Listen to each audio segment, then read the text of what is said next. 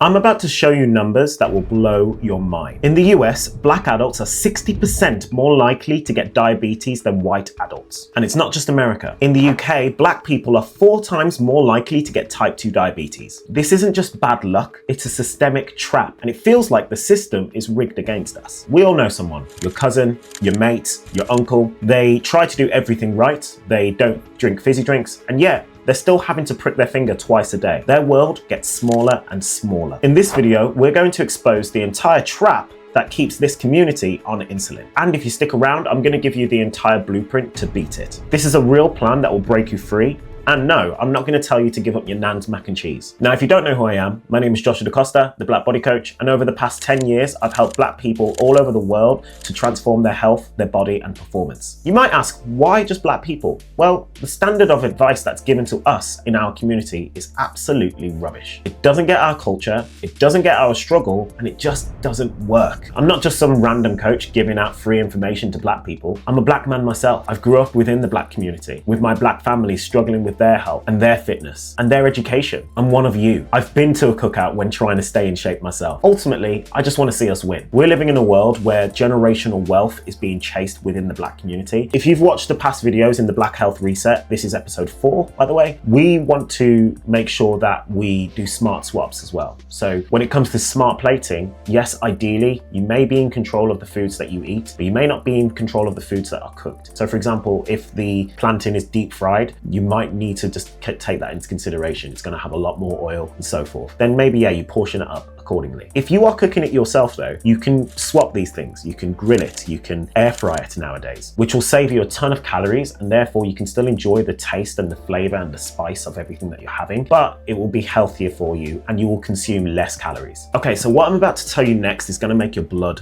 boil. A University of Surrey study found something we've all felt for years. It found that black patients are less likely to be offered newer and better drugs for diabetes than white patients. Let me say that again. We are up to 50% less likely to get drugs that is going to protect our hearts and our kidneys. Think about what that actually means. We're getting leftover older treatments whilst our health is actually getting worse. You get patted on the back, told to lose weight, maybe a leaflet, and then sent away with some second-hand prescription. This isn't a mistake. It's too large of a percentage to be a mistake. The system was built this way. So I challenge my clients within the Black Body Method to become CEOs of their own health, and I'm challenging you to do the same. I want you to walk into the doctor's office with a notebook and ask a million questions. What are the newest medications? What are the benefits for my heart? Can you refer me to a diabetes specialist? And I want to bridge that gap where generational wealth and generational health comes together. And I'm going to give you cheat codes for a lifestyle that works for us. The biggest lie about diabetes is that it's all about sugar. Everyone thinks that if you just stop drinking soda pop, you skip dessert, your blood sugar levels are going to be just fine. That's a lie. And you know it's a lie because you know people around you that have type 2 diabetes and are still very mindful about what they eat on a day-to-day basis. And their bathroom basically looks like a pharmacy. Whilst it's not just about how much sugar you consume, yes, your overall calorie intake to a certain extent will matter. When we look at our community background, a lot of our food is sweet, dense, it's thick, it's delicious. But eating too many calories is very easy when we are eating these foods on a regular basis. And when our culture marries food with love, it's basically a love letter to your blood sugar to make it sky high. Those sweet plantains that you can't get enough of, the dumplings, the festivals, everything. So yes, it might be just about food. It's also because you're not getting enough sleep, because you're juggling your career with family and pressures of life. It's also not moving enough or not lifting weights, which will help us build muscle to help fight it back. And ultimately, it's the insane amount of stress that we carry with ourselves every single day. And the worst part is when we do ask for help, we're just told that we just need to lose weight. You go to the doctors, something ain't right. You feel it within yourself. You're living with it and delaying going in the first place. But when you do go, you get very little advice and maybe just a leaflet at best. The advice doesn't fit a 12-hour shift. No clue about integrating your culture with your foods. No clue about how to manage your own food around your family. So you get into this negative cycle of working too much and then having this food anxiety when you go to your nan's cookout. The advice is not useful for our real lives. And eventually, all of this stuff builds up and you just become another statistic. I've said it before, in our community, food is love. I know when I go to my family's house, there's going to be food on the plate, but there's also a weird expectation that if I don't finish my plate, then I'm not consuming enough. I don't know if this is true for all of you, but definitely within my community, especially from the Caribbean side, when you go to a big family gathering and you basically look a little bit different, whether you have lost a little bit of weight because you're looking after your health a little bit, what's the first thing that some relatives will say to you? You look well, or you look skinny. Like they actually comment on your weight. I would say more than other communities do. And that's not necessarily a bad thing, but it's definitely something that can trigger your relationship with the whole ordeal of going to your family gatherings, eating the foods. You might want to skip doing that. They might feel internally threatened by that and give you more food on your plate and expect you to finish that. Because in our culture, being well is being fed. In my coaching program, I never tell my clients to stop eating the foods that they enjoy or to stop eating the foods that our community serves us. Doing that, you're just guaranteed to fail eventually. The fix for these situations is incredibly simple. It's not that you ever should restrict yourself from eating these foods completely, but you do need to resize it. I call it smart plating, which is basically you can eat the foods that are given to you, but you just need to rebalance your plate. You want to make sure that a quarter of your plate is of lean protein, a quarter of your plate is carbohydrates, and then the rest of the plate is veggies. If someone notices that you are trying to be good with your food, just say, I'm looking after myself. I'm actually not that hungry. And if you get criticized, if you get looked upon, it doesn't matter, because all of that is just an expression from someone else to you. It's not actually a direct judgment, and they feel threatened by that. There doesn't need to be any more dialogue than just saying, look, I'm just looking after myself and I want to enjoy the food. It's delicious. I just want to balance my plate. And that's the end of the story. If you go to your family's restaurants and you say, oh, I'm looking after my calories and all that kind of stuff, that's threatening to a lot of people anyway, because they don't really quite get the concept of calorie tracking. It's the same with money. If you was to always be proclaiming that you're looking at your finances, that would mess a lot of people up, regardless of the community. So just keep things private when it comes to how you're tracking things, but at the same time, be open and honest about that you are actively trying to be better. I think that's probably the best advice that I could ever give anyone, is that you should just actually be open and communicative about what it is that you're doing, but don't reveal too much. That way there's peace of mind, and then you can always stay on track regardless of the situation. Realize I went a bit off tangent there, but I just wanted to say that. Now, you have the demand to be taken seriously, because let's face it, your life is on the line.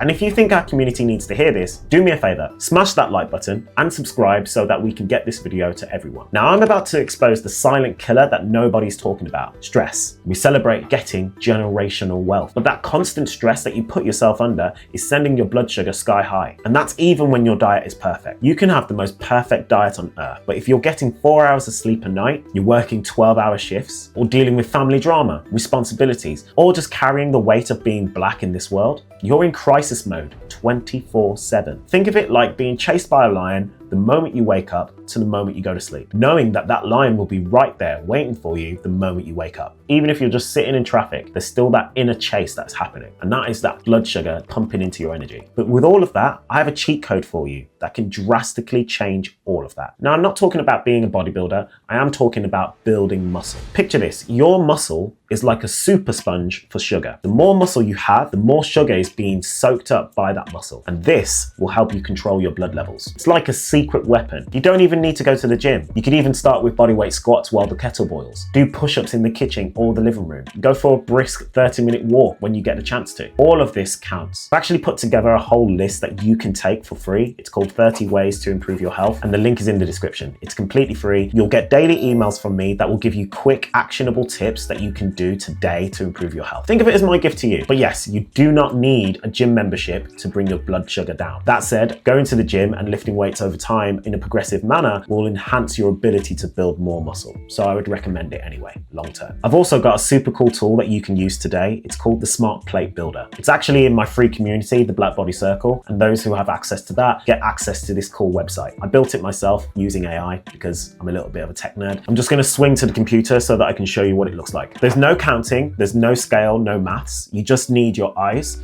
and look at your plate and slice it into 3 parts. That's it. 1/3 is your protein, could be chicken, fish, beef, lentils. That's your foundation. Another third is non-starchy veg, greens, broccoli, kale, salad. This is your fiber, your nutrients. But basically what it is that it's a cool tool that I used building with AI. And essentially it just shows you how you can actually balance and build your plate whenever you're going to family gatherings or having a social night out. You can actually understand how to eat out accordingly, especially with your culture in mind. It's a really cool, simple tool. It's in the Blackbody Circle. Again, link is in the description if you want access to it. But it's a really cool tool that will enable you to actually have freedom with your food, but then also handle these situations perfectly when you're going to family gatherings. Trying to do this mission alone is super hard. It's lonely being the only one turning down an extra cake, but doing it together makes you feel unstoppable. I've seen the power of the community with the Blackbody Circle. Also within my coaching program, the Blackbody Method, we have a community of like-minded Black professionals who are looking after their health, who are killing it in their transformations, but then also they're sharing what it's like to be in their family background, what it's like to handle through different situations, not just from a food point of view, but from a stress point of view, from a health point of view as well. And it just makes you realize that change is so much easier when we do it together. It's okay to do it alone. Think of it as doing it alone with many. So if you want to join hundreds within the free community, then